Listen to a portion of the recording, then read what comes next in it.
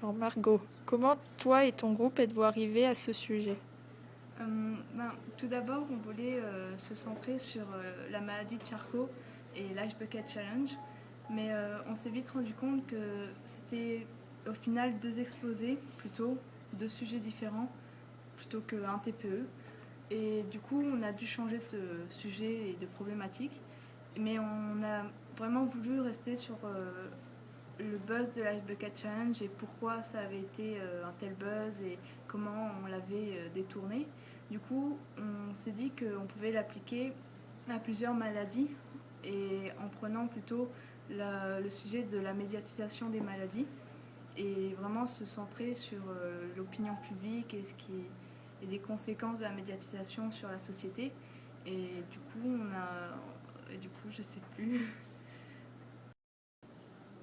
Alors moi, tout ce qui m'intéresse dans ce sujet, c'est déjà le côté médiatique, parce que j'aimerais devenir journaliste. Et du coup, tout ce qui touche aux médias, tout ce qui a trait aux médias, me plaît beaucoup, m'intéresse beaucoup. Ensuite, nous sommes en S, donc je trouve cela très normal de s'intéresser un minimum aux maladies, ce qui nous entoure, aux malaises qui touchent aux maladies autour de nous. Donc voilà, c'est tout. Margot, qu'est-ce qui te plaît dans le choix de ce sujet?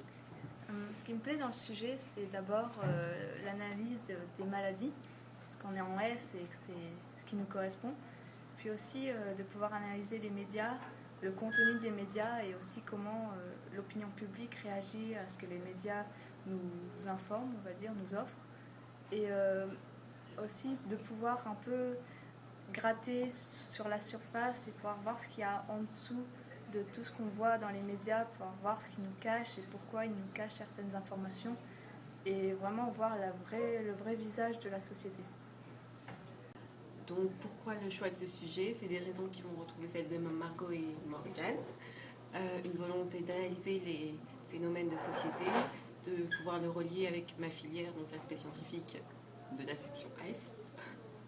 Et voilà, c'est à peu près tout. Lilou, aurais-tu un petit message pour le lecteur? On espère que vous apprécierez notre site et que nous avons réussi à vous éclairer sur la médiatisation des maladies.